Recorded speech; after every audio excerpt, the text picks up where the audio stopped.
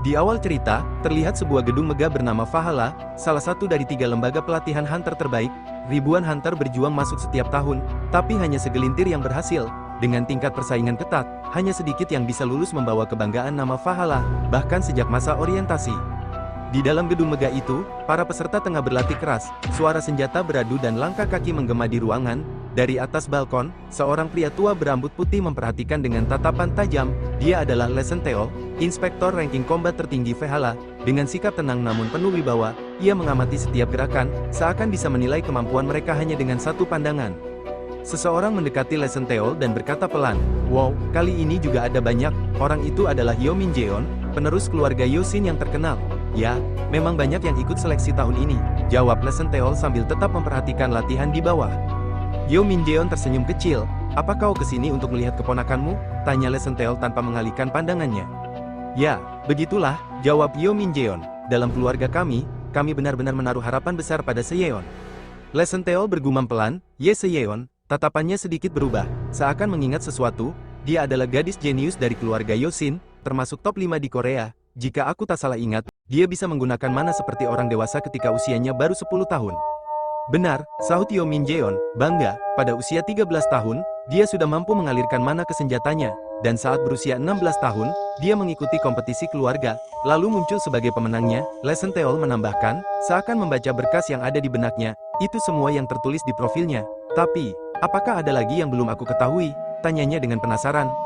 Yo Min Jeon tersenyum tipis, seakan menyimpan sesuatu. "Dia bisa berkomunikasi dengan Guardian Jos de la Sin, leluhur keluarga kami," ujarnya dengan nada serius. Lesen Teol mengerutkan kening sedikit, lalu bergumam, "Apa kau benar-benar percaya?" Yo Min Jeon tidak menjawab langsung, tapi senyumnya semakin lebar. Di sisi lain, Lesen Teol kembali terdiam, merenungkan informasi itu. Lesen Teol menatap tajam dan bertanya, "Apa itu benar?" Yo Min Jeon mengangguk, "Ya, Seyeon bisa berkomunikasi dengan Guardian Jos de la Sin." Lesen Teol bergumam pelan, "Kalau begitu, dia bukan jenius biasa." Korea memiliki 5 keluarga teratas karena mereka berhubungan langsung dengan Guardian Constellation yang luar biasa kuat. Setiap keluarga memiliki Guardian unik, keluarga Hyosin dengan Sword God, keluarga Yangsan dengan Spear Sign, keluarga Choi Jin dengan Dao King, keluarga Osun dengan Fish King, dan keluarga Dojun dengan Bow God. Guardian ini memberikan kekuatan yang jauh melampaui Constellation biasa, menjadikan kelima keluarga itu pilar utama di dunia Hunter. Inspektor Lesen Jeol menggumamkan perbedaan besar antara mereka yang hanya menerima blessing dan yang dapat berkomunikasi langsung dengan Guardian Constellation. Hal ini menunjukkan betapa luar biasanya seseorang yang bisa berhubungan langsung dengan Guardian, karena itu membutuhkan kemampuan luar biasa.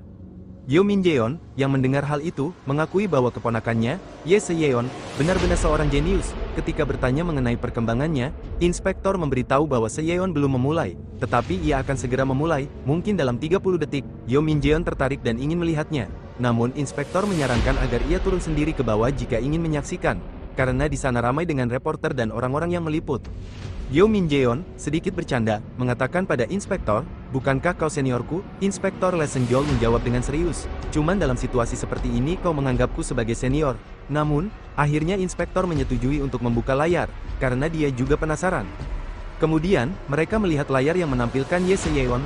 "Oh, sudah hampir dimulai," kata Yo Min Jeon dengan penuh perhatian. Di layar, tertulis informasi tentang Ye Seyeon, 17 tahun, keluarga Yosin, sebuah tanda bahwa kejadian besar akan segera dimulai.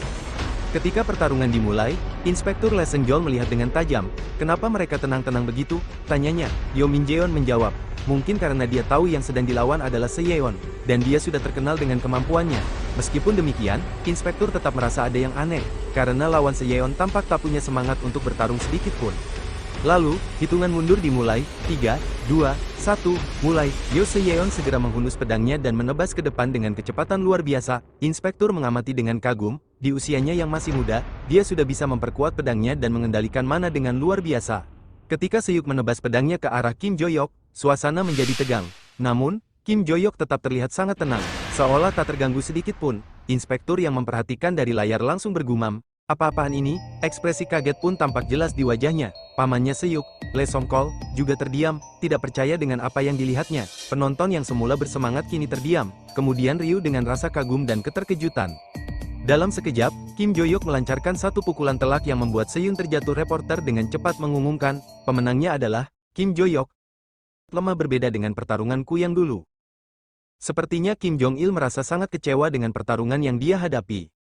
Beralih ke ingatan Kim Jong-il 300 tahun yang lalu. Setelah pertarungan sengit melawan Barche, Kim Jo-hyuk akhirnya berhasil mengalahkan Boss of the Tower of Destruction tersebut dengan sekali pukul. Barche terkapar, dan seketika mati, dengan kekuatan Kim Jo-hyuk yang luar biasa. Namun, meski dia telah mengalahkan musuh yang begitu kuat, Kim Jo-hyuk merasa kesakitan luar biasa dan perlahan-lahan jatuh. Tiba-tiba, sistem mengumumkan bahwa Kim Jo-hyuk telah mengalahkan Barche, menghentikan penghancuran dunia. Namun, rasa sakit yang dia alami begitu berat hingga dia merasa tubuhnya tidak bisa bertahan lebih lama. Di saat-saat terakhirnya, Kim Jo-hyuk berpikir tentang murid-muridnya, khawatir mereka akan terluka jika dia membiarkan mereka terlibat. Dalam keputusasaan dan kelelahan, dia akhirnya meninggal. Namun, sesuatu yang tak terduga terjadi. Kim Jo-hyuk terbangun kembali, bukan dalam tubuhnya yang lama, tetapi dalam tubuh baru yang berusia 17 tahun. Meskipun tubuhnya jauh lebih lemah dari sebelumnya, pengetahuannya sebagai martial god masih ada. Bahkan dalam tubuh barunya, Kim Jo-hyuk merasa bahwa dia memiliki potensi luar biasa. Dan meskipun lebih lemah secara fisik, dia bisa menyesuaikan dengan tubuh ini dan memanfaatkan semua pengalamannya.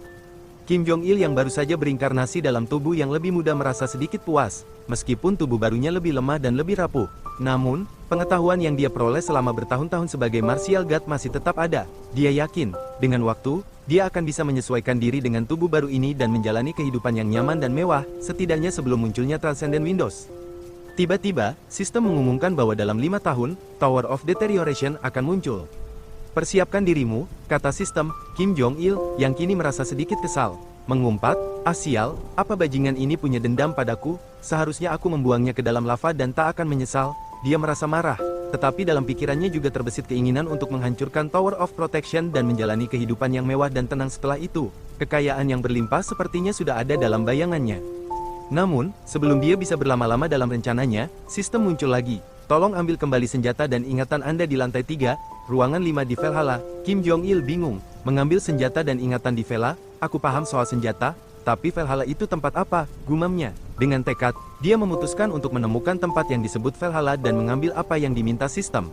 Setelah Kim Jo-hyuk menemukan Valhalla, ia mendaftar untuk ikut serta dalam kompetisi. Dengan rasa penuh perhatian, dia duduk untuk menunggu pertandingan. Di tengah keramaian, inspektur bergumam dengan nada yang penuh keheranan, ada lebih banyak peserta kali ini. Dia melirik sekelilingnya, menyadari bahwa 5 keluarga terkemuka tengah berada di tempat yang sama, memberi aura persaingan yang lebih besar daripada biasanya.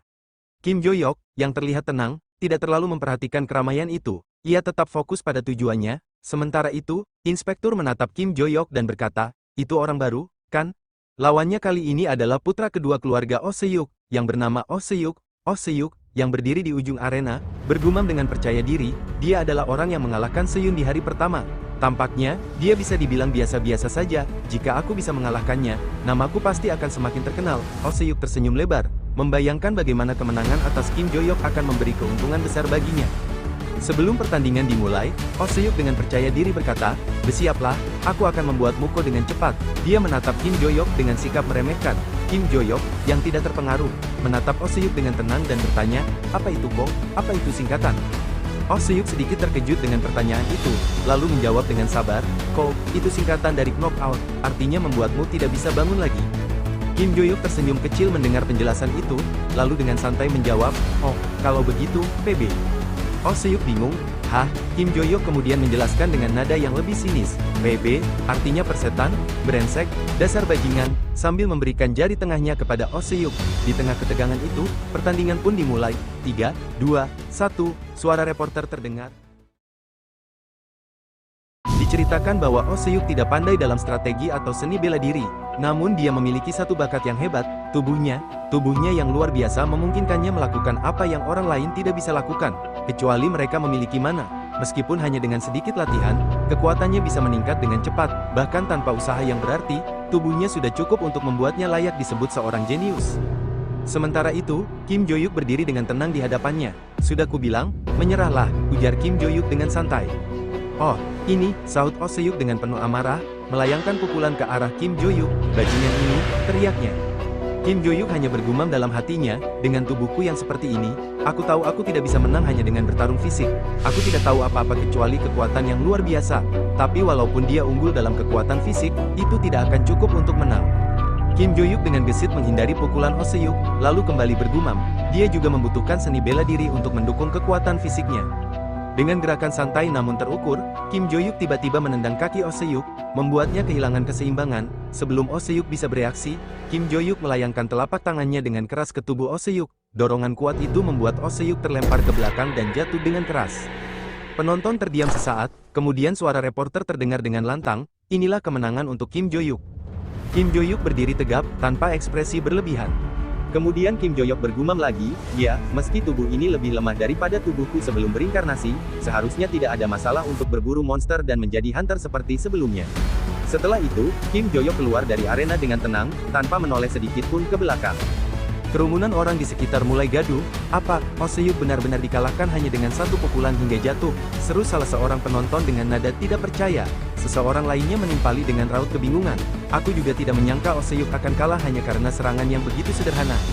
Di barisan belakang, kepala keluarga Oh Sun-fising, Oh Chul-sing, hanya bisa bergumam dengan suara berat, bajingan idiot, kau menyebutnya serangan simpel, bahkan jika anakku tidak pernah belajar seni bela diri dan hanya fokus meningkatkan kemampuan fisiknya, seharusnya dia bisa dengan mudah menghindari pukulan dari orang seusianya, tapi ini, ia menatap tajam ke arena, masih berusaha mencerna apa yang sebenarnya terjadi. Oh Chul-sing melanjutkan dalam gumamannya, itu adalah sesuatu yang tidak bisa dihindari. Se-yuk membiarkan emosinya menguasainya, lalu menyerang Jo-yuk tanpa berpikir. Dia bahkan menggunakan magic, yang jarang ia gunakan, hanya untuk mencoba menyelesaikan ini secepatnya. Tapi Jo-yuk, ia menghela napas dalam. Dia hanya menggerakkan kepalanya sedikit untuk menghindari pukulan itu. Dia bahkan menggeser pusat gravitasinya ke segala arah tanpa membuang energi sedikit pun. Pikirannya semakin kacau ketika menyadari satu hal penting, artinya, dia bergerak lebih cepat dari kecepatan penuh Se-yuk, gumamnya lirih dengan mata melebar. Sementara Se-yuk sibuk menyerang, Jo-yuk sudah punya rencana matang untuk melawannya. Dia bukan sekadar pemula, dia adalah monster yang bertalenta. Sementara itu, di antara kerumunan, seseorang berbisik di telepon, sayang sekali, banyak orang di sini yang sudah menyadari nilai pemula itu. Oh Chul-sing memandang tajam ke arah Kim Jo-yuk yang berjalan keluar arena dengan langkah santai. Dengan suara penuh tekad, ia bergumam, Kim Jo-yuk, akan kupastikan membawamu ke keluarga kami, apapun caranya. Matanya penuh ambisi, seakan melihat aset berharga yang tidak boleh jatuh ke tangan orang lain. Kim Jo-yuk, tanpa menyadari perhatian yang tertuju padanya, tetap melangkah tenang, seolah pertandingan tadi hanyalah sebuah pemanasan kecil. Di pertandingan berikutnya, penonton bersorak riuh, teriakan demi teriakan memenuhi arena. Choi Ah-rin, Nona, aku mencintaimu, suara-suara itu begitu antusias, bahkan terdengar berlebihan. Kim Jo-yuk memutar matanya sambil bergumam, lihat para bajingan gila itu, kenapa orang-orang yang bahkan sudah pernah pergi ke militer memanggil seorang anak berumur 17 tahun, Nona, dasar sinting. Reporter segera mengambil alih suasana, suaranya lantang memecah kebisingan, dan inilah dia, final dari pertandingan peringkat, Kim Jo-yuk melawan Choi Ah-rin, anak kedua dari keluarga besar Choi Jin, Choi Ah-rin. Suasana berubah tegang, sorak-sorai penonton masih menggema, tapi kali ini semua mata tertuju ke arena. Choi Ah-rin melangkah maju, wajahnya tenang namun tajam, penuh percaya diri. Dengan satu gerakan anggun, dia siap menghunus pedangnya. Kim Jo-yuk, di sisi lain, hanya berdiri santai sambil memperhatikan lawannya. Bibirnya melengkung tipis, seolah tidak peduli dengan atmosfer serius itu. Pedang lagi, membosankan, gumamnya pelan. Kim Jo-yuk bergumam lagi, apa dia menungguku untuk menyerang duluan? Dia menyadari bahwa lawannya, Choi Ah-rin, berusaha membaca situasi dengan cermat. Dia lebih baik daripada yang lain, pikir Kim Jo-yuk, sambil tersenyum tipis. Jadi, harusnya aku. Dengan langkah santai, Kim Jo-yuk mendekat ke arah lawannya, tiba-tiba, Choi Ah-rin mengeluarkan pedangnya, dan teriakan keras terdengar dari penonton. Itu pecir? Apa dia sudah menguasai kemampuan perubahan elemen dari keluarga Choi Jin pada umur 17 tahun? Seseorang dari kerumunan gumam, dan orang lain menjawab, kelima anak dari 5 keluarga semuanya luar biasa kali ini. Kemudian, perempuan itu mengayunkan pedangnya ke depan. Namun, dalam sekejap mata, Kim Jo-yuk menghilang dari hadapannya. Choi Ah-rin kebingungan. Hei, kata Kim Jo-yuk yang kini sudah berada di belakangnya. Jika kau menunjukkan padaku bagaimana kau akan menyerang dengan matamu, bukankah itu akan mudah untuk dihindari? Perempuan itu terkejut, tanpa memberi waktu untuk merespon, Kim Jo-yuk langsung menyerang. Sebuah pukulan keras dari Kim Jo-yuk mengarah kepada Choi Ah-rin. Namun, Choi Ah-rin berusaha menahan serangan itu dengan pedangnya. Meskipun ia kesulitan dan terpaksa mundur, terhuyung-huyung, Kim Jo-yuk bergumam dengan tenang. Jadi, dia berhasil menghindari dengan pedangnya. Ia menyadari bahwa pukulannya tidak mengenai tubuh lawannya seperti yang ia rasakan. Choi Ah-rin, yang masih terguncang, bergumam, berat sekali, ia kembali memperhatikan Kim Jo-yuk dengan waspada. Kalau begitu, kata Kim Jo-yuk dengan senyum tipis, cobalah hindari ini juga. Dengan gerakan cepat, Kim Jo-yuk menunjuk pedangnya dengan kekuatan yang luar biasa. Seketika, Choi Arin terjatuh ke tanah, tidak mampu menahan serangan berikutnya. Kemudian, Kim Jo-yuk bergumam lagi, serangan barusan ada sesuatu yang terasa aneh. Pasalnya, postur tubuhku agak miring. Ya, pada akhirnya bukan masalah. Kemudian reporter mengumumkan, pemenangnya adalah Kim Jo-yuk. Lalu, papan di arena menunjukkan bahwa Kim Jo-yuk berada di peringkat pertama. Setelah keluar dari gedung Valhalla, Kim Jo-yuk bertanya dengan heran, apa-apaan ini? Seketika kerumunan reporter bergegas mendekatinya. Tuan Kim Jo-yuk, tolong ceritakan kepada kami, tolong dengarkan kami, siswa Kim Jo-yuk, bergabunglah dengan guild kami, seru salah seorang reporter. Kami tidak perlu mengatakan apapun karena guild kami memiliki sejarah selama 30 tahun. Tambah reporter lain, berusaha menarik perhatian Kim Jo-yuk. Keributan semakin memuncak. Jika kamu bergabung dengan kami akan memberikan penelitian terbaik. Teriak yang lain lagi, guild kami lebih baik, sejarah kami selama 30 tahun. Seru reporter lainnya, saling bersahutan. Akhirnya, Kim Jo-yuk yang sudah muak berteriak keras, diamlah, bangsat. Keesokan harinya, berita mulai menghebohkan publik. Kim Jo-yuk, seorang psikopat, apa benar setelah mendapatkan peringkat pertama dalam konteks Ups misi, dia langsung mengusir semua guild yang menawarinya posisi sambil mengolok mereka? Sudah gila. Demikian headline berita yang menyebar luas, memicu berbagai spekulasi. Sementara itu, di Valhalla, suasana sedang ramai menyambut anggota baru. Selamat datang di Valhalla, tempat dengan sejarah 100 tahun yang luar biasa, seru salah seorang pengurus dengan penuh semangat. Kemudian Kim Jo-yuk bergumam, apa aku terlalu mencolok kemarin? Dia menggeleng pelan, mencoba menepis pikirannya. Tapi bayangan tentang tugas yang diberikan sistem kembali terlintas di benaknya. Temukan senjata dan ingatanku via larungan ventilasi, gumamnya, mengingat instruksi dengan jelas. Dia menatap lurus ke depan sambil berpikir, aku hanya perlu mengambil itu, lalu pergi, jadi, aku rasa tidak akan ada masalah. Lagi pula, aku juga telah menyadari sesuatu yang penting. Di tengah lamunannya, suara pengurus terdengar nyaring, dengan ini, maka upacara pembukaan resmi selesai. Di ruang simulasi tempur virtual, seorang mantan inspektur kepala Valhalla, Kim Li-gon, mengamati layar dengan ekspresi penuh kebingungan. Dia bergumam, kenapa pembagian kelasnya seperti ini? Dari depan ada Yoseon dari keluarga Yoseon, di sebelahnya Ahlin dari keluarga Yo Ijin, dan orang besar di tengah itu, Oseo dari keluarga Oseon. Matanya menyipit, mencermati data di depannya. Mereka jelas-jelas bilang pembagian kelasnya dilakukan secara acak, tapi kenapa 3 dari 5 pewaris keluarga besar ada di kelas yang sama? Gumamnya lagi, kali ini dengan nada resah, tatapannya beralih ke sosok lain di layar, Kim Jo-yuk. Dan kenapa dia, Kim Jo-yuk, dimasukkan ke dalam kelas ini, tahun ini, matilah aku, ujarnya, merasa berat dengan tugas yang ada. Dia menarik napas panjang, mencoba menenangkan diri. Tidak, kita tenang dulu, dalam situasi seperti ini, aku harus mengambil kendali. Setelah itu, dia berdeham, lalu dengan suara lantang memperkenalkan diri, senang bertemu dengan kalian semua, aku adalah wali kelas sekaligus inspektor kalian, Kim Li-gon. Kim Li-gon melanjutkan, kalau begitu, pertama-tama kita akan mulai dengan, namun, sebelum dia selesai berbicara, tiba-tiba ruangan itu berguncang. Para murid tercengang, apa yang terjadi, kenapa ruangan ini berubah? Dalam sekejap, mereka semua menghilang dan berteleportasi ke tengah hutan lebat, suasana menjadi mencekam, dan bisikan kebingungan menyebar di antara para murid. Apa-apaan ini? Di mana kita sekarang? Apakah ini semacam ujian? Salah satu murid bertanya dengan nada panik. Tiba-tiba, ORG dan Goblin muncul dari sekeliling mereka, bergerak cepat dan menyerang dengan ganas. Para murid terlihat panik dan kebingungan. Namun wali kelas mereka, Kim Li-gon, tetap tenang dan mengamati situasi. Semua ORG dan Goblin ini, aku memperkirakan ada sekitar 100, gumamnya sambil memandang gerombolan monster yang datang dari berbagai arah. Tiba-tiba, salah satu goblin melompat ke arah murid-murid dan menyerang. Ketika serangannya datang, ia terhenti begitu saja karena sebuah barrier transparan muncul, memblokir serangannya. Bagus, ujar Kim Li-gon dengan senyuman tipis. Perisainya bekerja dengan baik.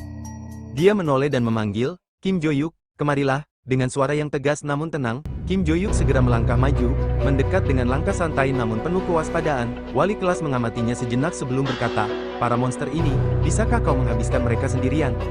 Kim Jo-yuk menatapnya dengan tatapan tajam, lalu bertanya, maksudmu para monster yang sedang berhamburan kemari? Iya, jawab Kim Li-gon singkat. Sementara itu, wali kelas bergumam, bagus, sekarang egonya akan bertumbuh sedikit. Kalau murid-murid saja, mereka belum pernah melihat monster asli secara langsung, itu kenapa mereka takut? Dia kemudian menghela napas dan melanjutkan gumamannya, berhenti berpura-pura berpikir, bilang saja tidak mau ngumam Kim Li-gon.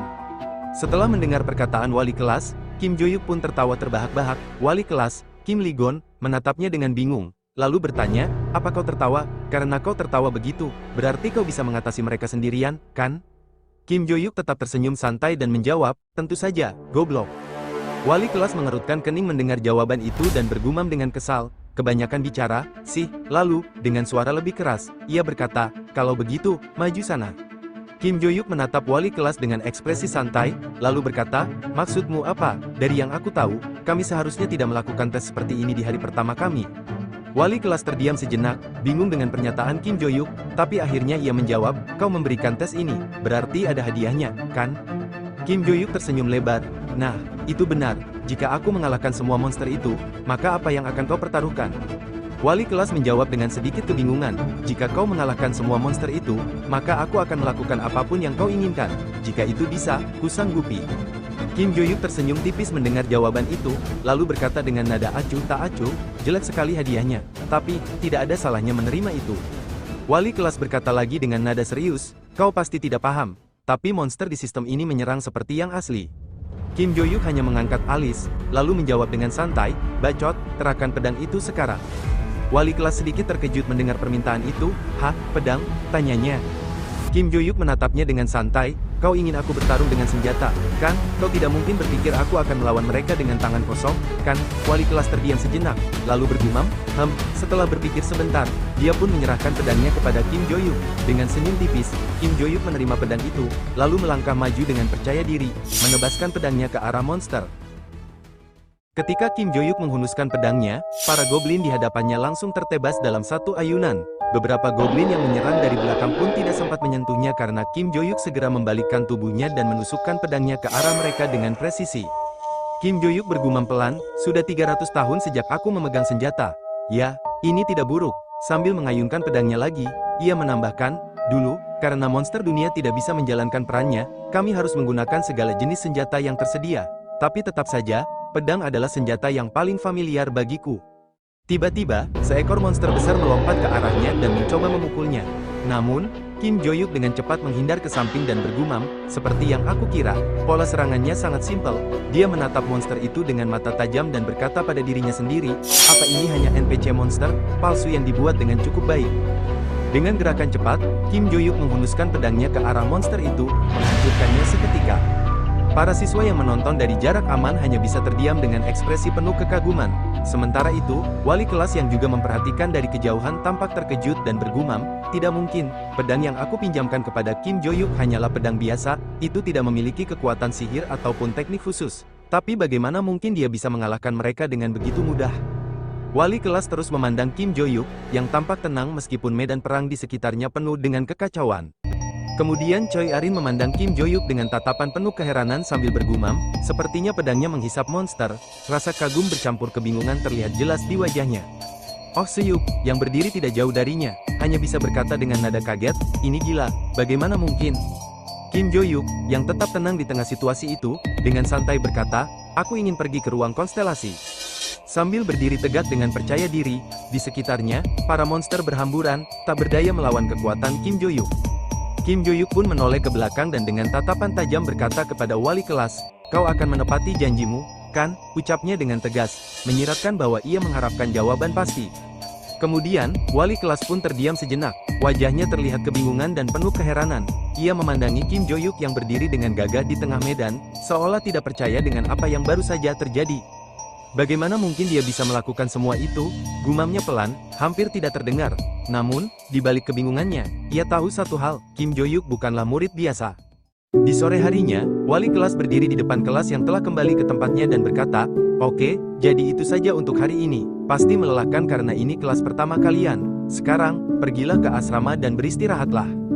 Sementara itu, Kim Jo-yuk bergumam pelan, tunggu, kelas macam apa ini yang terasa begitu lama sekali? Aku hanya perlu mendapatkan apa yang aku butuhkan dan pergi dari sini secepatnya. Ia menghela napas dan menambahkan dalam hatinya, ngomong-ngomong, aku tidak pernah berpikir untuk memiliki murid, tapi aku juga tidak pernah bersekolah sebelumnya. Saat berjalan pulang menuju asrama, Kim Jo-yuk terus merenung, meski kelasnya membosankan, setidaknya aku mendapatkan beberapa informasi dari sana, terutama soal cerita yang berhubungan dengan konstelasi.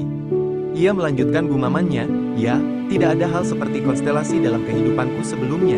Ngomong-ngomong soal konstelasi, ia teringat cerita yang didengar sebelumnya. Konstelasi adalah istilah yang digunakan untuk merujuk pada transformasi seseorang yang memiliki takdir menjadi dewa. Sebagian besar konstelasi berhubungan dengan hunter sebagai relik suci mereka, memberikan kekuatan spesial kepada para hunter. Valhalla di Korea adalah akademi terbesar ketiga di dunia, dikenal karena menyimpan banyak relik dari para konstelasi. Kim Jo-yuk berjalan sambil bergumam, aku pikir seperti itu, segala hal tentang seni pedang dan bagaimana membunuh monster sudah tidak berguna sekarang. Ia menghela napas dan berkata lagi, aku harus pergi ke asrama dan mulai belajar serius tentang ilmu bela diri. Tubuh ini sangatlah lemah.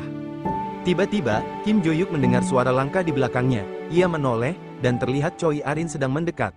Sementara itu, di ruang guru, inspektur berkata kepada wali kelas yang berada di ruangan itu, Anda telah melalui banyak hal.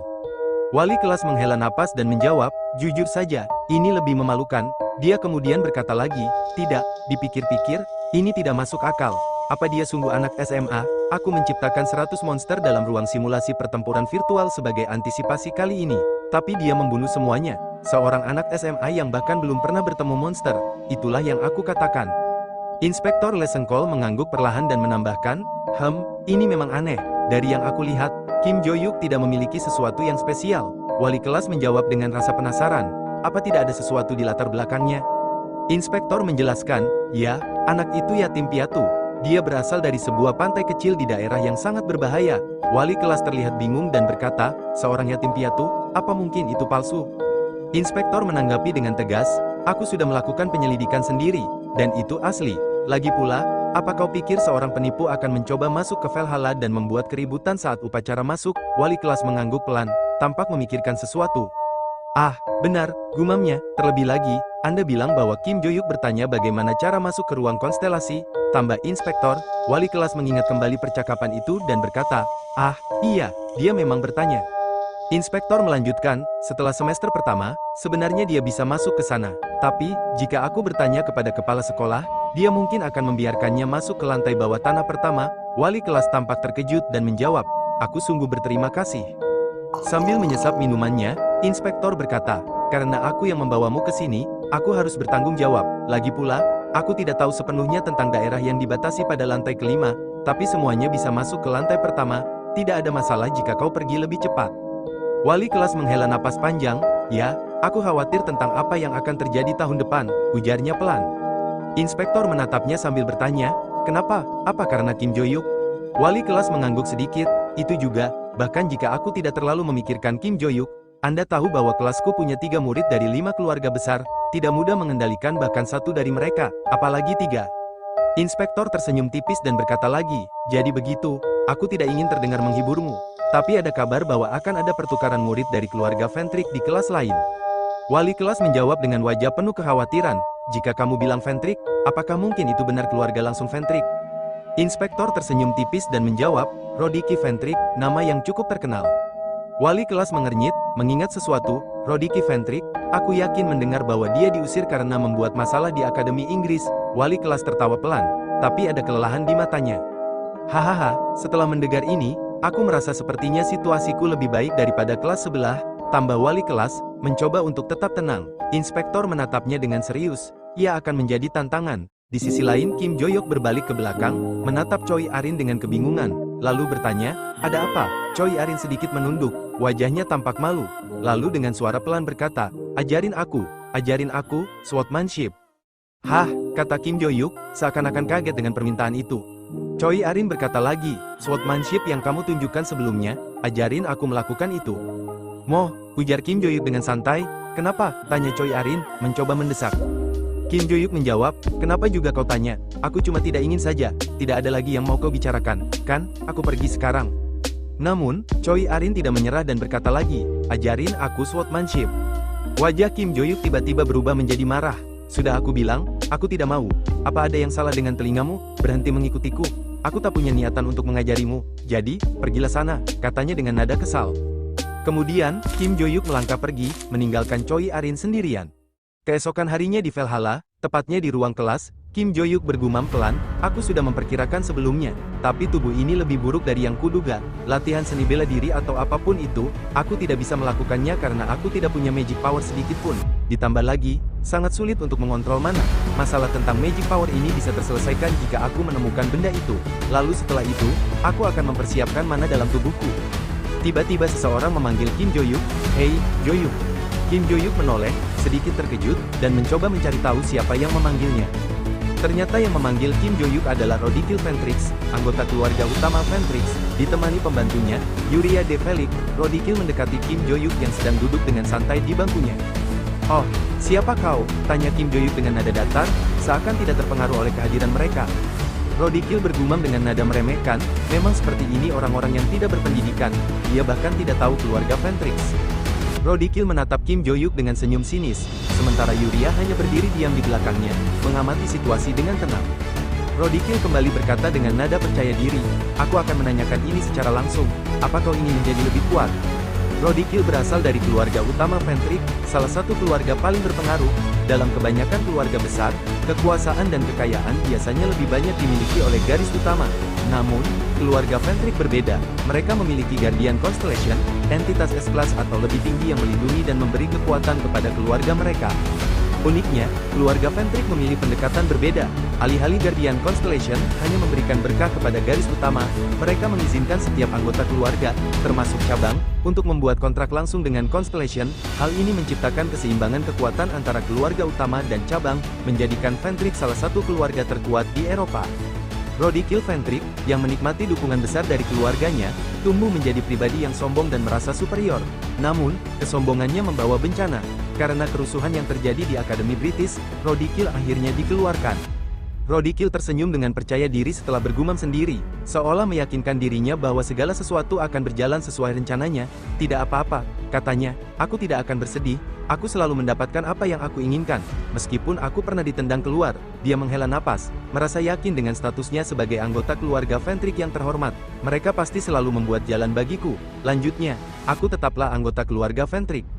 Dengan sikap penuh kebanggaan, Rodikil memandangi Kim Jo-yuk, yang masih duduk dengan tenang. "Orang itu pastinya akan menyukaiku," ujarnya lagi, merencanakan langkah berikutnya. "Pertama-tama, aku akan membuat Kim Jo-yuk menjadi temanku, karena dia adalah yang paling menonjol saat upacara penerimaan." Lalu, dengan senyum licik, Rodikil menambahkan, "Jika kau mau menjadi bawahanku, aku akan mengontrakmu ke Constellation." Namun, sebelum Rodikil bisa melanjutkan perkataannya, Kim Jo-yuk langsung memotong. Dengan tawaran tersebut, "Terus apa?" "Hah?" tanya Kim Jo-yuk, dengan tidak peduli. Dengan tatapan penuh gengsi, Rodikil bertanya lagi, "Apa yang barusan kau katakan?" Nada suaranya sedikit meninggi, tak percaya dengan respon yang didapatnya. Kim Jo-yuk menatap Rodikil tajam, lalu berkata dengan nada tegas, "Kau pikir aku bodoh? Kau sama sekali tidak tertarik padaku.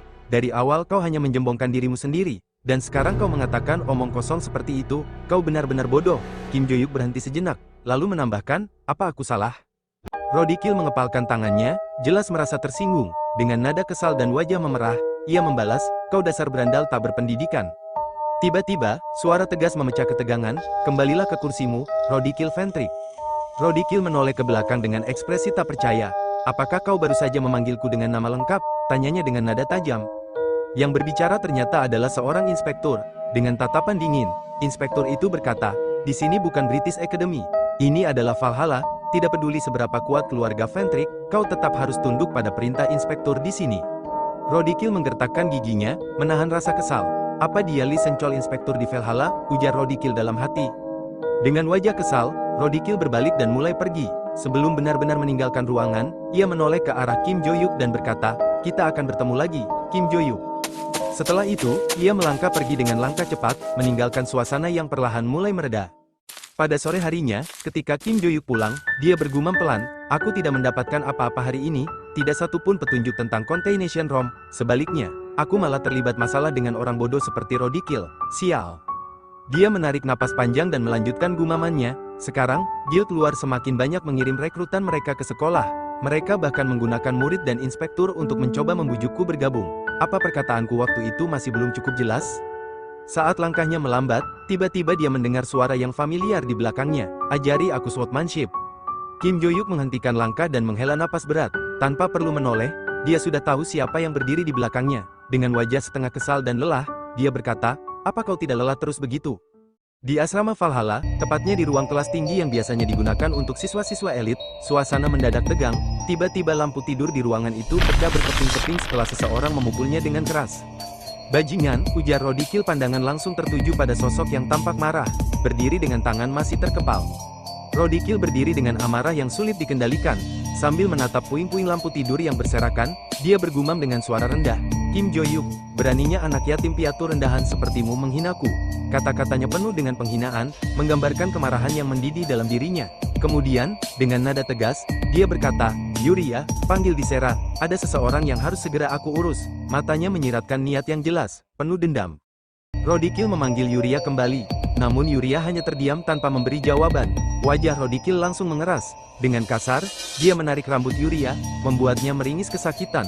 "Oh, jawab aku," bentak Rodikil dengan nada tajam, matanya penuh amarah.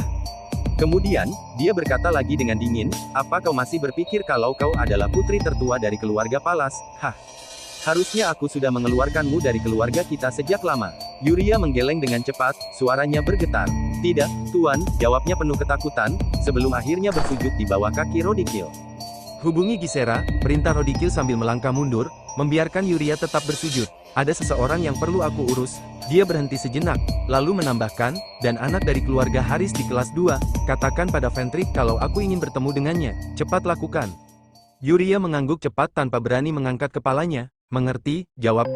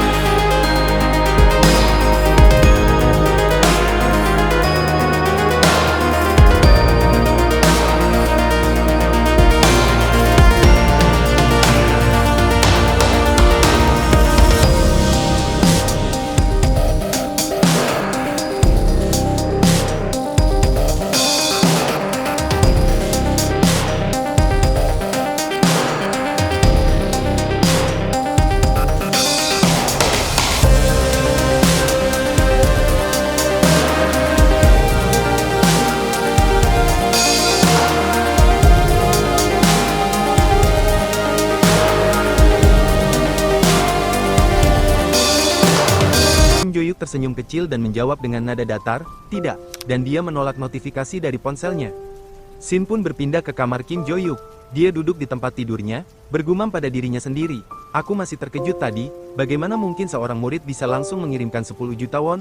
Jika aku benar-benar mengajarinya, aku tidak akan memberikan semua rahasiaku. Itu jumlah uang yang besar. Tapi ya sudahlah, itu hanya uang, aku bisa mencarinya lagi kalau perlu, meskipun manaku sedikit." Setelah bergumam sejenak, Kim Joyuk tiba-tiba bangkit dari tempat tidurnya. Dengan penuh semangat, dia berkata, "Ayo pergi." Dia mengambil sekop dari sudut kamar dan menyandangnya di punggung. Langkahnya membawa dia keluar dari asrama, menuju hutan. Sambil berjalan di bawah sinar bulan, dia bergumam lagi, "Sebelum aku masuk ke sekolah ini, aku sudah memeriksa banyak hal. Sayangnya, kebanyakan dari catatan yang disembunyikan 300 tahun yang lalu sudah dihancurkan. Tapi menurut risetku, masih ada setidaknya 4 catatan yang tersisa. Meskipun lebih mungkin hanya 3 yang benar-benar ada." Dia berhenti sejenak, menatap pepohonan gelap di depannya, dan melanjutkan, "Dan yang paling pasti, semua itu ada di gudang Valhalla." Kemudian, Kim Joyuk bergumam pelan, "Mari cari catatan itu." Dia menyalurkan sedikit auranya ke dalam tanah, mencoba merasakan lokasi tertentu. "Lokasi catatan-catatan itu bisa ditemukan dengan merasakan respons terhadap magiku," katanya dengan yakin. Meskipun mananya terbatas, ia tetap fokus, memanfaatkan setiap sedikit energi yang ia miliki. Tiba-tiba, matanya tertuju pada sebuah lubang kecil di tanah yang mulai bersinar samar. Dia tersenyum tipis. Ketemu, ujarnya dengan nada puas. Tanpa ragu, dia mendekati lubang itu dan mulai menggali dengan sekopnya. Napasnya mulai terengah-engah setelah beberapa saat. Sungguh tubuh yang sangat lemah, keluhnya sambil mengusap keringat di dahinya. Dia berhenti sejenak, lalu bergumam, jika aku tahu akan sesulit ini, aku pasti akan menguburnya di tempat yang lebih dangkal. Tapi, ya, kalau bukan karena Tower of Deterioration 300 tahun yang lalu, aku tidak perlu repot-repot seperti ini. Dia kembali menggali, meskipun tubuhnya terasa berat.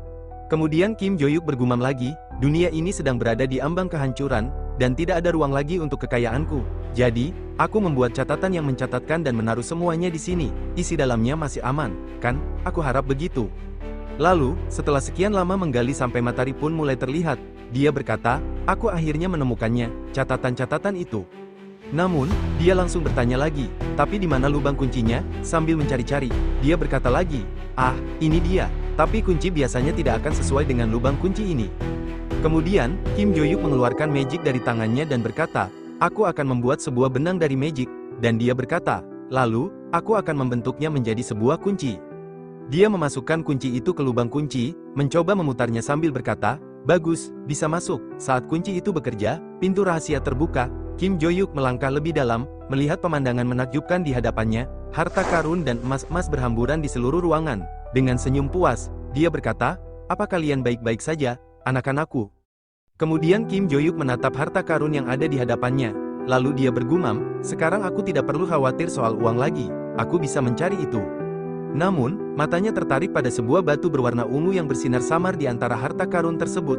Dengan heran, dia tertegun sejenak dan berkata, ini dia, storage stone. Dia bergumam lagi, untuk mempertahankan catatan ini, aku memberikan sedikit sihir untuk benda ini. Hari di mana aku harus menggunakan benda ini, sudah tiba. Dengan perlahan, Kim Jo-yuk mengambil batu tersebut, lalu mulai mengeluarkan aura dari dalamnya. Batu itu bersinar lebih terang, memancarkan energi misterius yang memenuhi ruangan. Kemudian dia bergumam, seperti yang diharapkan dari storage stone, sambil menatap batu itu dengan kagum. Dia berkata lagi, energinya melimpah, luar biasa. Lalu bergumam, pertama-tama, aku harus mengurus sisa-sisa storage stone ini. Haruskah aku meninggalkan emas batangan saja dan hanya mengambil sebagian perhiasan ringan? Keesokan harinya, di dalam kelas, Kim Jo-yuk terlihat sangat kelelahan. Dengan lemas, dia berkata, kalau aku berpikir untuk membuat catatan lagi di masa depan, aku pasti sudah gila. Apa otakku menyeri hanya karena aku menggali sedikit kemarin? Kemudian, tiba-tiba Choi Arin sudah berada di dekat kursinya. Kim Jo-yuk menatapnya dengan bingung dan berkata, ada apa lagi? Choi Arin menatapnya serius dan berkata, ajari aku seni berpedang. Kim Jo-yuk mendesah lelah, lalu bergumam, kau benar-benar tidak bisa menyerah. Ya, sambil memikirkan, dia melanjutkan gumamannya, menurut informasi yang aku tahu, di antara 5 cabang keluarga Choi Jin, termasuk Choi Arin, mereka dikenal sebagai keluarga yang mempraktekkan ilmu pedang. Tapi, kenapa harus aku? Dia akhirnya menatap Choi Arin dan berkata, kenapa kau terus memohon seperti ini padaku? Arin berkali-kali menegaskan bahwa ia tidak akan menyerah meminta Kim Jo-yuk untuk mengajarinya. Dengan nada frustrasi, Kim Jo-yuk berkata, kenapa kau tidak belajar saja dari keluargamu? Bukankah mereka juga ahli? Namun, Choi Arin menjawab tegas, tidak, aku ingin belajar darimu. Kenapa? Tanya Kim Jo-yuk sambil memandangnya bingung. Choi Arin menjawab dengan penuh keyakinan, aku tidak pernah melihat orang lain yang memiliki kemampuan seperti kamu. Kau mungkin tidak menyadarinya, tapi aku tahu. Kim Jo-yuk mendesah, lalu berkata, bagaimana dengan ayahmu? Bukankah dia kepala keluarga Choi Jin? Aku yakin dia lebih hebat dengan pedang daripada aku. Mendengar itu, wajah Choi Arin sedikit berubah, dan ia hanya menjawab singkat, ayah. Tiba-tiba, suasana terpotong oleh suara keras wali kelas, oi, ikuti aku ke ruangan guru, Kim Jo-yuk. Kim Jo-yuk berkata, kenapa aku harus ke ruang guru? Wali kelas menjawab dengan nada serius, ini ada hubungannya dengan apa yang kau tanyakan terakhir kali, bukankah kau ingin tahu? Mendengar hal itu, Kim Jo-yuk langsung berdiri dari tempat duduknya dengan rasa penasaran. Baik, aku akan datang, katanya sambil melangkah keluar menuju ruang guru. Namun, sebelum dia benar-benar pergi, suara Choi Arin terdengar dari belakang, tunggu. Kim Jo-yuk berhenti sejenak, tidak menoleh, lalu berkata dengan tenang, besok pagi jam 6, datanglah ke tempat pelatihan. Choi Arin terdiam, terlihat ragu sejenak. Kim Jo-yuk akhirnya menoleh sedikit dan menambahkan, apa, kau tidak mau datang? Choi Arin segera menggelengkan kepalanya dengan cepat, tidak, aku akan datang, katanya dengan nada yakin, sambil menatap Kim Jo-yuk yang sudah berjalan pergi. Scene berpindah ke ruang guru. Kim Jo-yuk berdiri berhadapan dengan wali kelas yang tampak tergesa-gesa. Wali kelas membuka pembicaraan. Aku ada kelas nanti, jadi aku akan berbicara secepatnya. Pertama-tama, izinmu untuk masuk ke ruang Constellation Room telah disetujui. Kau hanya perlu pergi ke basement. Hah, basement? Tanya Kim Jo-yuk dengan ekspresi heran. Benar, jawab wali kelas sambil melanjutkan. Tapi kau tidak diperbolehkan untuk masuk ke lantai yang lebih rendah dari lantai pertama. Kim Jo-yuk mengangguk. Baiklah, dimengerti. Bila saya bisa pergi ke sana, kapan sebaiknya saya mulai? Jika memungkinkan, malam ini pun bisa, ujar wali kelas. Kim Jo-yuk tersenyum tipis. Bagus, saya akan pergi malam ini. Kim Jo-yuk mengangguk sopan. Terima kasih atas informasinya, Pak. Kalau begitu, ayo kembali ke aktivitas masing-masing, ucap wali kelas. Baik, Pak, ujar Kim Jo-yuk meninggalkan ruang guru. Kemudian pada malam harinya, wali kelas menunjuk ke arah gedung yang dikenal sebagai Constellation Room, bagian paling rahasia dari Akademi Valhalla. Kim Jo-yuk memperhatikan dengan saksama, melihat para penjaga yang tampak sangat terlatih, berdiri waspada di sekitar gedung itu. Penjaganya lebih ketat daripada gerbang utama, gumam Kim Jo-yuk, matanya menyipit, mengamati suasana sekitar.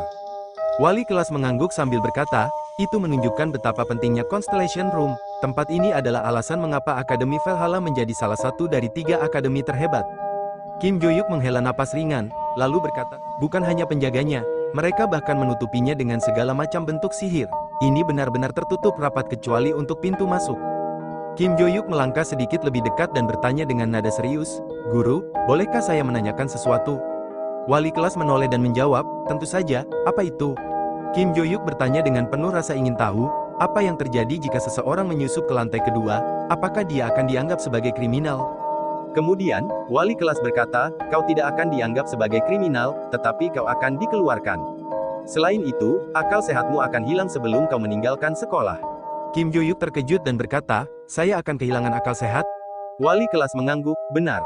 Di lantai kedua, sihir dari Constellation menjadi merajalela. Jika kau menyentuh sihir itu, pikiranmu akan hancur, dan kau akan menjadi gila. Kim Jo-yuk menanggapi, jadi, gila dan dikeluarkan, dimengerti. Wali kelas bergumam pelan, bocah ini, kenapa dia menanyakan itu sebelum masuk? Apakah dia benar-benar ingin turun ke bawah sana? Tidak, peringkat pertama kandidat masuk, tidak akan melakukan itu. Kim Jo-yuk merasa ada sesuatu yang aneh di balik kata-kata wali kelas, namun dia memilih untuk tetap diam, menyimpan pertanyaan itu dalam benaknya. Kemudian wali kelas bergumam, aku yakin dia tahu bertahan di jalur yang aman lebih baik. Lalu dia berkata, kau punya 30 menit, jadi kau harus segera keluar. Kim Jo-yuk menjawab, ya, saya akan kembali secepatnya, sambil berjalan menuju pintu. Tiba-tiba, notifikasi sistem muncul, silakan ambil kembali senjata dan ingatan Anda di lantai 3, ruangan kelima sebelah kanan Valhalla. Kemudian, sambil menatap sistem di hadapannya, Kim Jo-yuk berkomentar, aku tidak peduli jika aku dikeluarkan atau apapun itu. Sejak awal, aku datang ke Valhalla karena tempat ini, aku harus pergi ke lantai ketiga dulu. Dia melangkah lagi, lalu menggerutu, ngomong-ngomong, kenapa banyak sekali anak tangga di bangunan ini, aku bahkan tidak bisa melihat sejauh itu, apa ini sebenarnya?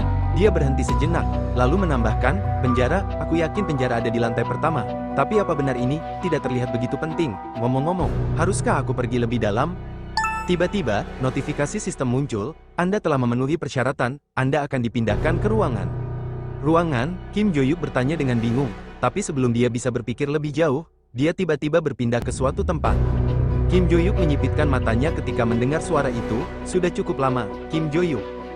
Dia menoleh dan melihat seseorang berdiri di hadapannya. Ah, Barce, gumamnya dengan nada sinis. Barce menyeringai, sudah 300 tahun. Apa ini, reuni, tidak terlalu buruk. Namun, sebelum Barce sempat menyelesaikan kalimatnya, Kim Jo-yuk melangkah maju dengan cepat dan langsung meninju kepalanya tanpa ragu. Aku senang bertemu denganmu juga, dasar keparat datar, ujar Kim Jo-yuk tajam, tinjunya menghantam keras. Sambil terhuyung kesakitan, ia segera menambahkan, tunggu, mari kita tenangkan pikiran dulu. Namun, tanpa memberi kesempatan, Kim Jo-yuk kembali melayangkan pukulan keras sambil berteriak, matilah, bajingan, Barce, yang terkapar di tanah, berusaha mengangkat tangan untuk meminta ampun. Stop, tunggu, jangan terus memukulku, ujarnya dengan nada memohon. Tapi kemarahan Kim Jo-yuk telah meluap, telah terus menghantam Barce hingga puas, tinjunya menghujam tanpa henti. Setelah merasa cukup, Kim Jo-yuk berdiri, kelelahan, sambil terengah-engah. Aku bukan tipe orang yang suka menggunakan kekerasan, gumamnya, lalu melanjutkan, Tapi kali ini berbeda, kau telah menghancurkan masa depanku yang nyaman. Dasar bajingan, kemarahannya belum padam. Ia menginjak tubuh Barce yang tak berdaya sambil berkata penuh dendam. Kehormatanku, waktuku, semua yang kuhabiskan untuk melatih murid-muridku kau hancurkan semuanya. Barce, sambil menahan sakit, berkata dengan nada tenang. Tunggu, tidakkah kau penasaran tempat apa ini? Kim Jo-yuk berhenti sejenak, lalu menatap Barce dengan raut curiga. Baiklah, tempat apa ini? Sampah sekali, ujarnya sinis. Barce menjelaskan, ini adalah dunia imajiner. Lebih tepatnya, ruang yang ada di dalam sebuah relik. Diriku yang kau lihat sekarang hanyalah sebuah entitas. Tubuh asliku telah berhenti ada sejak 300 tahun yang lalu. Kim Jo-yuk tertegun. Ia menggumam pelan, tunggu, jadi maksudmu, kau sudah ada di sini sejak awal? Benar, jawab Barce sambil tersenyum bangga. Aku telah menjadi constellation dari relik ini. Selama 300 tahun aku bertahan di sini, menyatu dengan dunia ini. Namun, bukannya terkesan, Kim Jo-yuk malah kembali mengayunkan tinjunya ke wajah Barce. Aku muak dengan ceritamu, teriaknya dengan penuh amarah. Scene berpindah keluar gedung Constellation, tempat wali kelas tengah menunggu Kim Jo-yuk. Tak lama kemudian, Kim Jo-yuk terlihat keluar dari gedung, diperiksa dengan teliti oleh para petugas. Wali kelas menatapnya tajam dan berkata, kau tidak melakukan hal-hal aneh di dalam sana, kan? Kim Jo-yuk menjawab dengan nada santai, tentu saja tidak, aku hanya berkeliling. Lagi pula, aku tidak bisa turun lebih jauh karena risikonya kehilangan akal sehat. Wali kelas mengangguk, lalu berkata, baiklah, kalau begitu kau boleh pulang. Kim Jo-yuk hanya mengangguk sambil melangkah pergi. Dalam perjalanan pulang, dia mulai bergumam pada dirinya sendiri. Aku tidak peduli dengan apapun. Tapi, ia teringat kembali percakapannya dengan Barce. Gumamannya berlanjut, aku tidak peduli kau sudah menjadi constellation di dunia ini. Ia menarik kerah Barce, beritahu aku ini, apakah kau yang mengirimkan notifikasi transparan itu, kan? Barce terlihat bingung, lalu menjawab, apa, notifikasi? Aku bahkan tidak tahu apa itu. Tidak mungkin, teriak Kim Jo-yuk sambil menarik kerah Barce lebih keras, jangan bohong. Aku mengatakan yang sebenarnya, seru Barce, kesakitan, setelah aku mati, aku terjebak di sini selama 300 tahun, aku tidak memiliki kekuatan untuk melakukan apapun. Kim Jo-yuk terdiam, akhirnya melepas genggamannya, lalu siapa yang mengirim notifikasi itu? Tanyanya, lebih tenang tapi penuh curiga. Barce menghela napas, aku juga menerima notifikasi itu. Kim Jo-yuk mendengarkan dengan cermat, Barce melanjutkan, notifikasi itu memintaku untuk menghubungimu, Kim Jo-yuk, yang telah berinkarnasi. Hanya dengan itu aku mendapatkan kembali sebagian dari ingatanku. Berinkarnasi, mencoba mencerna informasi tersebut. Ya, jawab Barce, ada seseorang, entitas misterius, yang bertanggung jawab atas semua ini. Mungkin saja itu ulah pemilik Tower of Destruction. Pemilik Tower of Destruction? Kim Jo-yuk bertanya tajam, siapa dia? Barce menggeleng, aku tidak tahu pasti, sebagian besar ingatanku masih tersegel. Barce menatapnya serius, notifikasi apa yang kau terima? Itu adalah kunci untuk menemukan senjata dan ingatan yang hilang, ujar Kim Jo-yuk. Namun, tampaknya ada sesuatu yang menutupi sebagian pesan itu. Kim Jo-yuk melanjutkan, pesannya tertutupi kotak-kotak, tapi aku tidak ingat pernah kehilangan ingatan begitu, katanya dengan ragu, semua ingatanku tentang Tower masih ada. Barce menghela napas, menatap Kim Jo-yuk dengan serius, mungkin saja ingatan itu belum muncul di permukaan, kau sudah menemukan senjatanya, jadi ingatannya akan datang dengan sendirinya. Kim Jo-yuk merenung sejenak, kebingungannya semakin dalam, senjata, aku sudah menemukan senjatanya? Barce mengangguk, wajahnya serius, benar, ruang ini adalah dunia dalam. Dari 4 senjata Village Sword yang telah menjelma menjadi Secret Relic, kau akan menemukan ingatanmu. Aku sendiri menjadi Constellation karena menggunakan salah satu dari Village Sword itu sebagai relik. Sebelum Barce selesai menjelaskan, dia melihat tatapan Kim Jo-yuk yang sangat tajam dan penuh amarah. Barce yang merasa tertekan dengan pandangan itu langsung berkata, hah? Kim Jo-yuk yang sudah tidak bisa menahan emosinya, berteriak, kau, dasar bajingan. Dalam perjalanan pulangnya, Kim Jo-yuk bergumam, pedang Philex milikku telah menjadi relik, dan di dalamnya ada Constellation. Dia tampak kebingungan sambil melangkah perlahan. Situasi macam apa ini? Aku ingin menghancurkannya. Gumamnya lagi, frustasi. Namun tiba-tiba, Kim Jo-yuk mengulurkan tangannya, dan senjata itu muncul di genggamannya, bercahaya redup. Dia menatap pedang itu sambil berpikir, tidak peduli seberapa lemah benda ini, aku tidak bisa meninggalkan Barce sendirian. Dia dulunya adalah King of Destruction. Wajahnya menunjukkan tekad yang kuat. Ya, kurasa ini tidak bisa dihindari. Quest yang muncul di notifikasi Windows itu hanya bisa diselesaikan dengan pedang Philex ini. Lanjutnya, Kim Jo-yuk menghela napas, lalu berkata lagi, dan sepertinya tidak ada orang lain yang pantas menjadi penerima pedang ini. Namun, saat dia tenggelam dalam pikirannya, Tiba-tiba terdengar suara dari belakang, "Oh, kau, bukankah kau si Kim Jo-yuk yang mendapat peringkat 1 di upacara pembukaan itu?" Beberapa orang terlihat berteriak ke arahnya, membuat Kim Jo-yuk berhenti sejenak dan menoleh dengan alis terangkat. Kim Jo-yuk menatap beberapa orang yang mendekatinya. Dari kelompok itu, seorang pria berambut pirang berdiri di depan, jelas menjadi pemimpin mereka. Dengan senyum sinis, pria itu berkata, "Seniormu sedang berlibur, jadi kenapa kau tidak memperkenalkan dirimu dulu?" Dia adalah Lerik Sundris, putra tertua dari keluarga Sundris, seorang senior tahun kedua di akademi. Kim Jo-yuk berkata, lalu dengan nada datar, "Seorang bully sepertimu ternyata juga punya junior." Mendengar ucapan itu, Lerik tertawa kecil, lalu menjawab, "Kau ini benar-benar tidak kenal takut. Ya, kalau kau adalah peringkat pertama dari tahun pertama, menyapa seniormu saja jelas tidak cukup." Salah satu dari orang-orang di sekitarnya menyahut, "Lerik, biarkan aku menghajar bocah ini duluan, tapi jangan terlalu keras." "Ya," ujarnya sambil tertawa kecil. Kemudian, pria berkepala botak dari kelompok itu melangkah maju. Dengan nada mengejek, dia berkata, "Bocah, perbedaan antara tahun kedua dan tahun pertama itu." Namun, sebelum dia bisa melanjutkan kalimatnya, tiba-tiba sebuah tendangan keras melayang tepat di perutnya. Kim Jo-yuk, yang berdiri tegak dengan senyum sinis, berkata dengan nada sarkastik, "Berhenti bacot begitu, dan langsung maju saja. Dasar gerombolan pengecut bau kencur." Setelah Kim Jo-yuk melancarkan serangan, tendangan berikutnya mengenai kepala si botak dengan kekuatan luar biasa. Tubuh si botak terhempas ke belakang, menghantam tembok di belakang kelompoknya. Keheningan sejenak menyelimuti suasana. Lerik, ketua kelompok itu, menatap pedang di tangan Kim Jo-yuk dengan tatapan bingung sekaligus waspada. Dia bertanya dalam hati, "Itu pedang dari mana?" Kim Jo-yuk memutar pedangnya dengan percaya diri, lalu berkata, "Pegangan yang pas, sudah lama aku tidak memegang senjata seperti ini." Dia menatap Lerik dan kelompoknya dengan tajam, senyuman tipis menghiasi wajahnya, "Cepat maju sini, pasti akan menyenangkan." Suaranya penuh tantangan, "Jika kalian diam saja, aku yang akan maju dan menghancurkan kepala kalian," ujar Kim Jo-yuk. 3 jam sebelumnya, seorang pemuda duduk di hadapan Lerik dengan wajah serius. "Kau hanya perlu melakukan sesuatu yang sederhana," katanya, suara penuh keyakinan. Pemuda itu adalah Rodikil. Ia melanjutkan, "Kau hanya perlu mengurus satu murid ini. Namanya Kim Jo-yuk, murid tahun pertama." Rodikil tersenyum tipis, lalu menambahkan, "Senior, aku tentu akan membayarmu. Sebagai gantinya, aku akan memberimu sesuatu yang bisa membantu keluarga Sundres. Kau bebas menggunakan senjata apapun. Kekacauan yang terjadi, serahkan padaku, aku yang akan membereskannya." Lerik terdiam sesaat, berpikir. Setelah beberapa detik, Rodikil menambahkan lagi dengan nada mendesak, "Kau menerimanya, kan?" Lerik akhirnya mengangguk. "Baiklah," katanya singkat. Saat ia keluar dari ruangan itu, pikirannya dipenuhi rencana. Sambil berjalan, Lerik bergumam pada dirinya sendiri. Tak peduli meskipun dia peringkat pertama di tahun pertama, kelas 1 tetaplah kelas 1, mereka tidak bisa dibandingkan dengan para murid kelas 2. Karena perbedaan mendasarnya ada pada kontrak dengan Constellation. Kemudian dijelaskan, bahwa murid-murid di Valhalla, harus pergi ke Contenation Room pada semester kedua. Di sana, mereka menandatangani kontrak dengan Constellation tertentu. Setelah mendapatkan kontrak, mereka menjadi kontraktor dan resmi disebut sebagai murid kelas 2. Lerik bergumam sambil berjalan, "Ketika kau menjadi kontraktor, kau bisa mengakses kekuatan Constellation yang kau kontrak. Dan Kim Jo-yuk, yang lahir dari keluarga biasa-biasa saja, jelas tidak akan punya Guardian Constellation. Mengalahkannya pasti tidak sulit," ujarnya dengan percaya diri. Kemudian, cerita kembali ke masa sekarang. "Itu begitulah yang aku pikirkan," tapi gumam Lerik sambil memperhatikan anak buahnya yang jatuh satu per satu. Mereka kalah begitu saja oleh Kim Jo-yuk, yang bahkan masih membiarkan pedangnya tetap tersarung.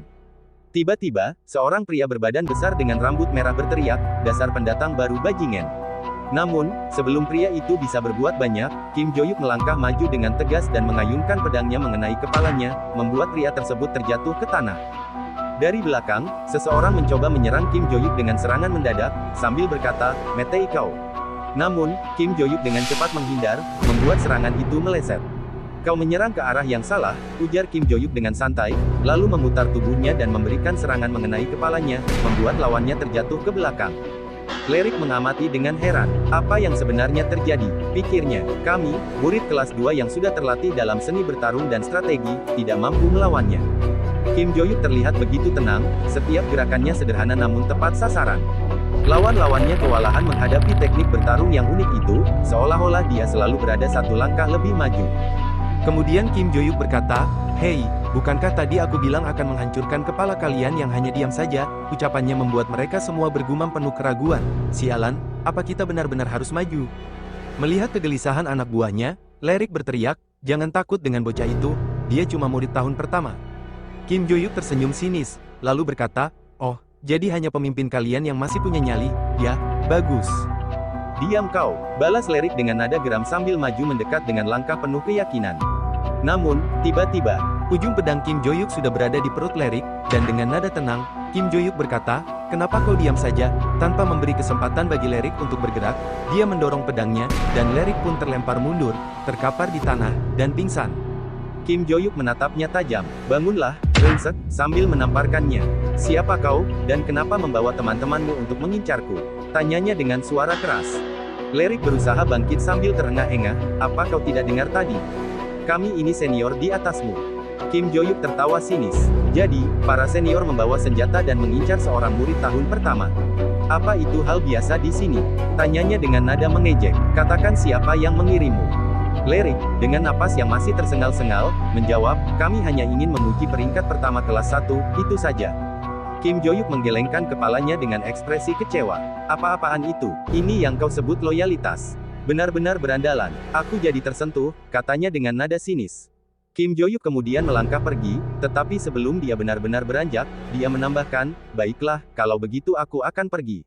Kau yang harus membersihkan kekacauan ini. Lerik, yang masih terbaring di tanah, mencoba berdiri dengan susah payah. Tunggu sebentar, ujarnya. Apa kau pikir bisa bersekolah dengan normal setelah melakukan ini? Tak peduli meskipun kau peringkat pertama, jika orang-orang tahu tentang kejadian ini, kau pasti akan dijauhi.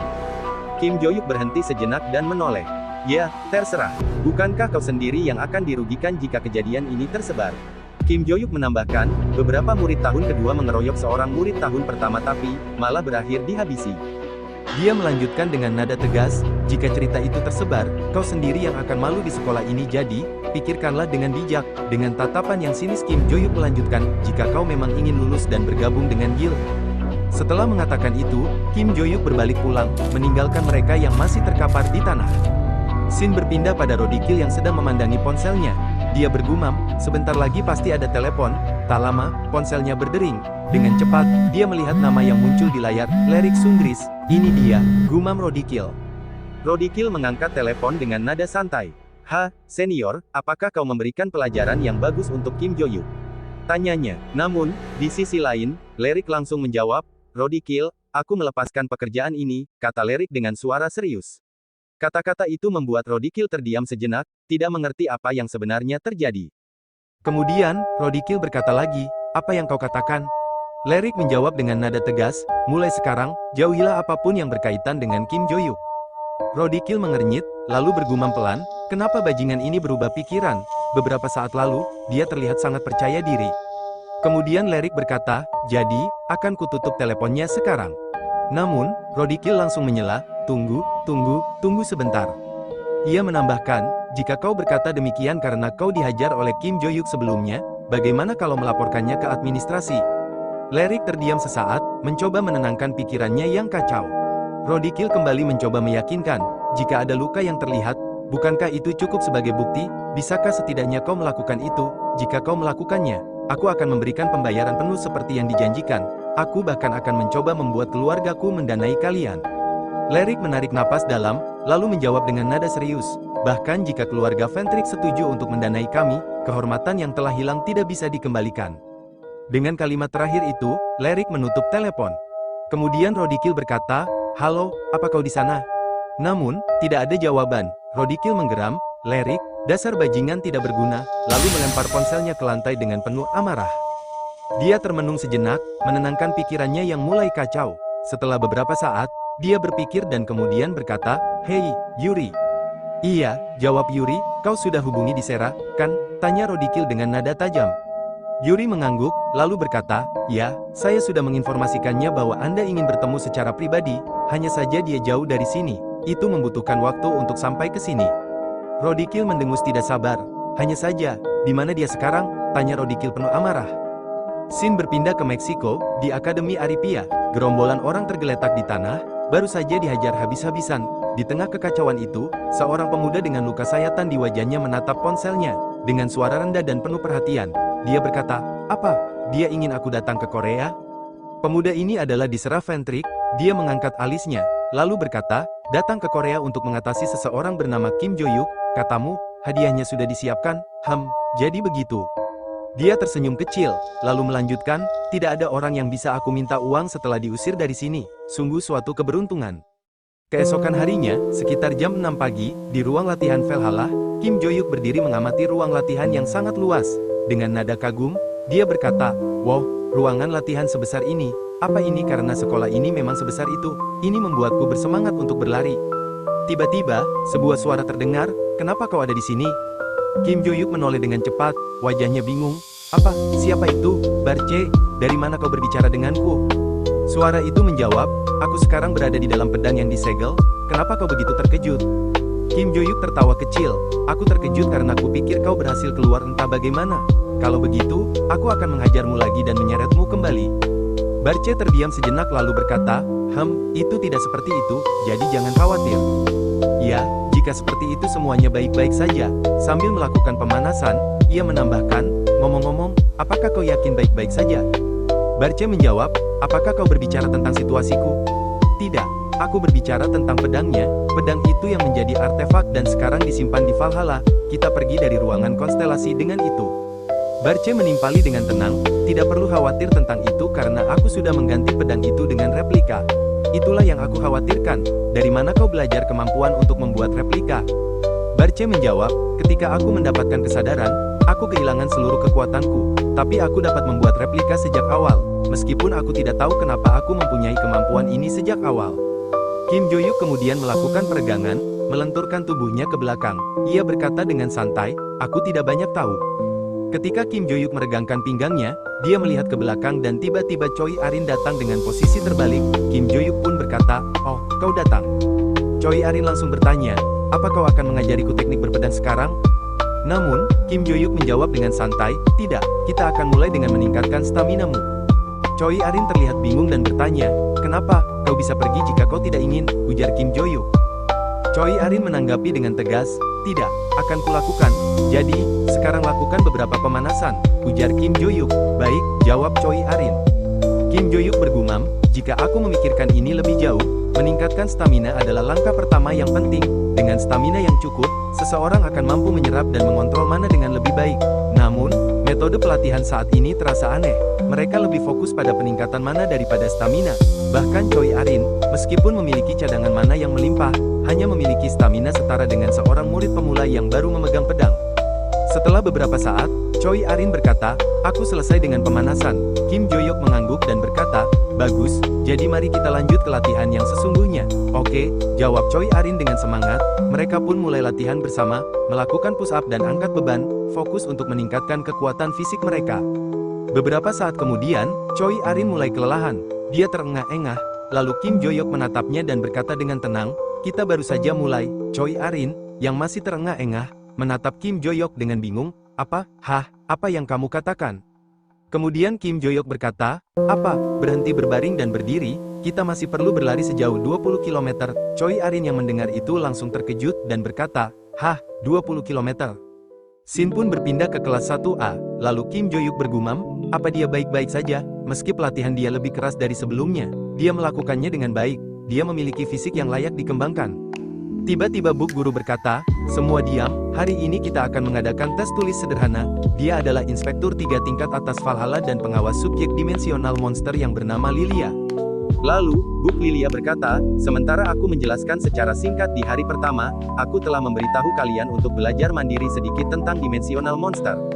Jadi, tiba-tiba Bu Lilia meletakkan lembaran ujian di meja, hari ini aku akan memuji kalian sejauh mana kalian tahu bagaimana menghadapi setiap individu monster. Kemudian, nampak murid-murid yang ada di dalam kelas tersebut mengisi lembaran ujian tersebut, termasuk Kim Jo-yuk. Lalu, tiba-tiba Bu Lilia berkata, waktu berakhir. Mulai dari belakang, tolong serahkan tes kalian ke depan. Tes yang dilakukan hari ini tidak akan ditambahkan ke dalam nilai kalian. Namun, itu akan digunakan untuk mengukur kemampuan kalian untuk kelas selanjutnya. Kemudian, Bu Lilia melanjutkan, sepertinya semua kertas ujian sudah dikumpulkan. Pada kelas selanjutnya, kita akan memulai pelajaran resmi kita di ruangan simulasi pertarungan virtual. Jadi, sampai bertemu kembali. Lalu, Bu Guru Lilia pun meninggalkan kelas tersebut. Di dalam kelas, Barce pun berkata, "Apa kau yakin menulis jawabanmu seperti itu?" Kim Jo-yuk terdiam sejenak dan bergumam, apa dia juga melihat itu?" Kemudian Barce berkata, "Karena di sini tidak ada yang dapat aku lakukan." Kim Jo-yuk penasaran, "Apa kau membaca pikiranku?" Barce tersenyum sedikit dan menjawab, "Sebenarnya aku hanya mendengar apa yang kau pikirkan tentangku." Kim Jo-yuk mengangguk dan bergumam lagi, "Ah, jadi begitu." Kemudian dia berkata, "Ya, aku hanya menulis jawaban seperti yang aku ketahui." Scene berpindah di ruang guru tahun pertama di Valhalla. Guru Lilia melihat kertas ujian Kim Jo-yuk, lalu berkata dengan nada serius, "Kim Jo-yuk," sambil memeriksa jawaban di kertas itu. "Dia berani menyebut pernyataan omong kosong ini sebagai jawaban," ujarnya dengan suara penuh kekesalan, sambil mengeram.